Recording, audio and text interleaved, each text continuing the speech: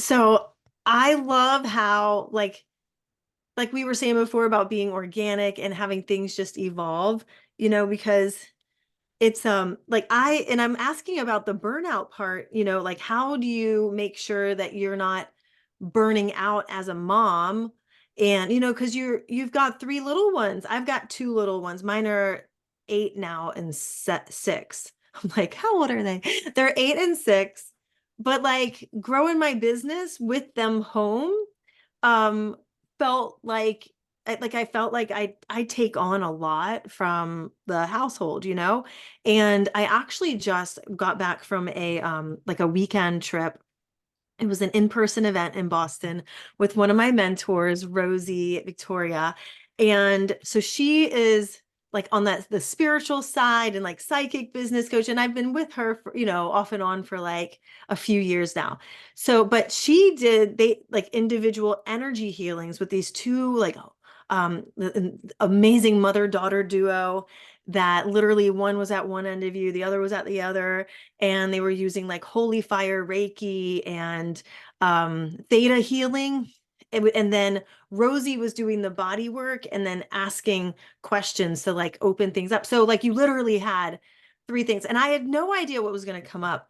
But for me, what came up was they were like, I'm laying there and she's like, your girl, your adrenals are a mess right now. Like your hormones are all kinds of jacked up. Like she was pulling through like physical things that started when I was 7, when like my family, yeah, it like goes back to childhood from where I started in and I entered into this fight or flight mode at such an early age and was surrounded by so much chaos and change and like like household disruptions, thing like trauma at a lot of different levels. But like me being my normal self, I'm like, I'm gonna put my roller skates on. Like nobody ever taught me about that. Nobody ever seemed to care whether it was going to cause trauma or anything like that. And so my whole life, I guess I can feel where there were moments where obviously things have been more, stressful than others. And I think becoming a mom, adding that, like I think ever since becoming a mom, it's laid on the fight or flight even more, and that's not even counting sitting there and having a fight break out like in your living room. Yeah. You know what You're I like mean? trying to lead a call and you're like breaking up a fight Like, I don't know simultaneously. what's happening in the other room and all I hear is screaming. Yeah. Yeah. And so now I'm actually like getting acupuncture. I'm doing all the supplements, doing all the this time last year I started in with breath work. Well, now like I feel like I'm at that same place you were last year where like I know I'm really great at sales strategy. I've been in sales for 23 years, 24 years, but like adding this breathwork component in to help increase your magnetism, increase your sales, but also stabilize your body, especially as a busy high achiever like we are, like you say you're number one. Fuck yeah. Like why be anything less unless you're going to get paid the same? You know what I mean? Like that's how, I love but it. like how do you help your clients and help yourself? Like I see you on your Insta stories. I'm like, how is she still going? They're like, how is this still going? You've got 3 kids at home and you're doing this and this and this. Like, what do you do that keeps you regulated? Okay. Love this question. First, the business is set up. So it's a company. There's a full team. I have in one of the book, 10x is easier than 2x. If you're an entrepreneur, go freaking read that book. It's amazing. It will change the way you think about business. But, he talks about how important team is and you delegate 80%. You stay in your top 20% needle moving. And that's as you grow and evolve, that's constantly shifting and, changing what you're working on. And so I've very intentionally, I hired early. I have a full support team. This is what allows me to be a present, abundant mom, like the 100K cash month. zero frazzle, zero frantic energy, zero stress because I'm so supported. The other thing is very intentional structure to my programs and boundaries. And most of my programs now do not take my one-to-one time. So I'm able to fully show up and serve and support in my CEO energy, but I don't have, my calendar's not full of one-to-one calls. It's served in kind of a group capacity. If someone does want one-to-one time, that's, a different container, different conversation. So that's more on like the business strategy and structure. And this is what I support my students with in my Audacious Mastermind. But the other note to this, like you were talking about, breath work and all of that is I believe business is holistic and our business can only grow as much as we grow. And most of my work days, before I even open my laptop and start any kind of work thing, I do the inner work first. I love like the somatic embodiment flows, like using the body, just really tapping back into me and in the inner work. And I think like that's why I launched, for example, my seven figure society, because without that, like this, it's like two people can follow the same strategy. One person's off to the moon and the other person's like, how the F did you just do that? It's Yeah. the inner business is holistic. Mhm. Um, so yeah, all of that, like breath work and just the somatic, the subconscious, rewiring the subconscious is so freaking important. And I think just normalizing too, like it gets to be messy. Like I'll be trying to do a visualization or meditation and my kids are climbing on me. And, of course, like ideally I would be completely alone and it's quiet. But in motherhood, I mean, when you have young kids, like just is what it is. And learning to roll with it all and just be flexible and open. And it is what it is. Like it gets to be messy. We get to do this in the midst of all of it. Yeah, yeah, I love it. I love it. So now, in terms of, I think this would be such a helpful thing to explain to people as well. Like when you, in terms of where to start with your team, like where did you decide to go so that you can feel supported? Because I think when people, when people think of like team, right, as you're growing your business, clearly, there's certain functions like podcast, like the little admin things and stuff like that. But I'm guessing for you, it goes a lot even deeper than that. So, what do you recommend for people who don't know where to start? Like, who would they hire first out of your arsenal of clients? I love it. Yes, come to me if you need a VA. Um, Okay, so I'll just walk through kind of my own hiring journey. The Yeah, first hire that I made was like just a couple weeks after Mom to VA started monetizing. I hired a co-coach and she was available to support. She was my very first client in the program. She crushed it. She booked two of her own clients in 48 hours and she's like, awesome. "This is amazing." I love to hire from my programs because they care about the mission and they've experienced the transformation. So co-coach, she was available to coach when I couldn't, if I had, family vacation or a kid was sick or whatever. And that's huge peace of mind because knowing you don't have to be on at all times if, in the midst of motherhood, inevitably things come up. And then she also took over a daily admin thing for the program that took quite a bit of my time. And it was not the highest use of my time. And like really all everyone who's listening to start thinking like if you're scaling a company, you are the CEO, you're not the one who does it all. Companies do not just have one person in them. So that was the first hire. And she just supported me for the next couple months. And then in May, I brought on a community manager. I have an amazing Facebook group where I nurture and serve my ideal clients. Actually, Cassie was in there last week. We did a training together. Good. And she started helping me manage that group.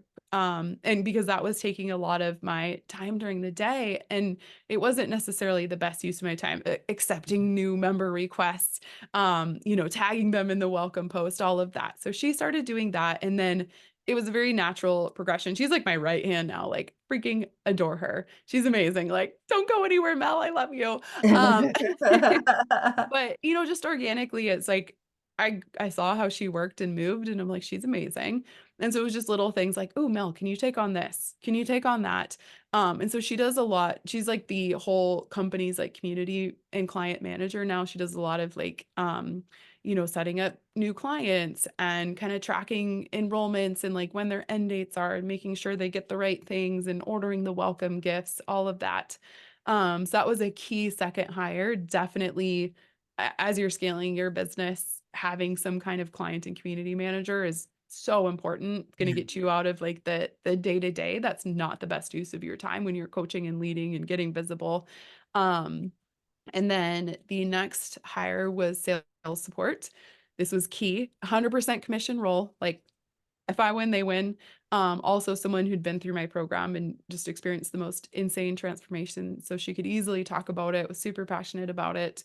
And then I hired an OBM, which is kind of like operations, all things. And she supports me with like launches and like dissecting the data, which is not my zone of genius. Yeah. Yeah, and I have more team too, but I would say those were kind of the four key hires as my business started scaling and monetizing. And I think, if you haven't hired yet or you're in the early phases of hiring, what you can know that I think will hopefully be like balm on your soul is you don't have to hire a full-time person. Like hire someone for 2 hours a week to get started. Like just Yeah. practice delegating, practice getting in your leadership. And as you release the tasks that keep you in the weeds, it kind of gets to be this fun game that you play. You're like, what else do I not need to be doing so that Yeah. I can do like the high dollar and high value things? It's so true. There's so many things that all add up. Mhm. Because everything from graphics to Insta stories and freaking podcast editing or uploading, like I was telling my husband the other like a year ago, I was like, yeah, every single podcast episode requires all of these steps just to upload. Like it's not as simple as just upload it and be done. And sometimes when you get busy, those can be the first, and if you don't have a process, right? Like what I see with my clients is that's like the first thing to go. Like that's these things that are meant to increase your visibility and nurture your customers and help bring in leads become heavy, and they start to feel heavy, and they start not to feel fun. So, I know in my experience, you got to have fun in order to make more money, or else like you're not going to want to do it. You're going to look for other Mhm. things to do. Mm, So definitely. how do you make sure like how do your clients in your VA clients um add fun into signing their own clients? Because it sounds like that is a big part of your vibe as well, and making sure that they're being hired by people that they're going to want to stick with for a while. Definitely. So when I mentioned earlier that you are your own brand, it's the frequency of you. It's something that can never be replicated. I believe every single person has a seven-figure business inside of them. And how you bring that to life is you. So, even when you're starting out as a VA, brand new business, you've maybe never run your own business before, it's really tapping back into you. That is what people feel and why they hire you. And like all my VA students get a plug and play portfolio template, which is amazing because it makes that process super easy. But the biggest thing that I tell them is like, do not use stock photos. Do not, Yeah. copy and paste from Chat GPT. Like bring you into it Yeah. and like bring the things that make you weird are the things that are going to magnetize your ideal clients to you. So Yeah. if you love coffee, like put that all over your portfolio, have fun with it, name your packages after coffee. If Oh, you I love love it. hiking, like one of my clients, she loves hiking with her family. She's a homeschool mom. So all of her packages were named after local trails and each had a different picture of her with her kids on that Oh my hiking trail. God, that's so cool. That's why people hire you. They hire you for you, not because you're some carbon cardboard copy of something else or a stock photo. Like put your Yeah. freaking face on it. People Yeah. want to see who you are. Yeah, I remember having a conversation with my cousin. We were both like going into training or going into management, like in our 20s, right? And so she was a district manager at the time, and I remember her like she actually went out with like an interview, like she had an interview whatever at 4 o'clock, and then ended up going out, taking that interviewee out to dinner, and then they went out like had drinks afterwards, and like she ended up being hired and stuff. And I was like, how do you make your decision on who to hire? And she's like, honestly, I want to spend a good amount of time with them. Because I'm going to be sitting in the car with them for 8 hours, for 2, 3 days in a row every single month. And I need to know that I can stand to be around them. And so it's like that personality, like I need to know we're going to get along. And Yeah. I mean, they can do the job. It's just, are we going to get along? And so It sounds like that's, I mean, it is like that's so transferable into this industry as well, especially when you're going to be somebody's right-hand man or woman. Yeah. Like, and that's what I tell them too, is like, you do life and business with this person. Like, you're their right hand. And, Yeah, so many VA clients too, or ones that hire VAs are moms. And so, and they prefer to work with moms. Like, they want to hire moms. We get yeah, it. Like, yeah. yeah. Yeah. Oh my God, I love it. So, okay, how do people find you, Bree, and where can they come follow you and get completely jacked up and high on life on all of your social media like I do? I love it. Yeah. Come find me on Instagram. My handle is at Hey, it's Bree Cain. So that's HeyItsBreCain. And just send me a message. Like, I want to chat with you. I want to hear what stood out to you, what questions you have from this episode. And we can go from there. My link in bio has all the things. So you can always peek around, but just come talk. Let's chat. Let's hang out. Let's have fun. I love it. And you will definitely have fun with Bree. So thank you so much, Bree, for coming on the podcast. And man, once you hit 200K, we'll do a follow-up. How about that? All right. All right. I'll be back on soon then. That's right. Oh my God. Thank y'all. And I will see you all next week. Go find Bree and send her a message. Go have a chat. Come Bye. play.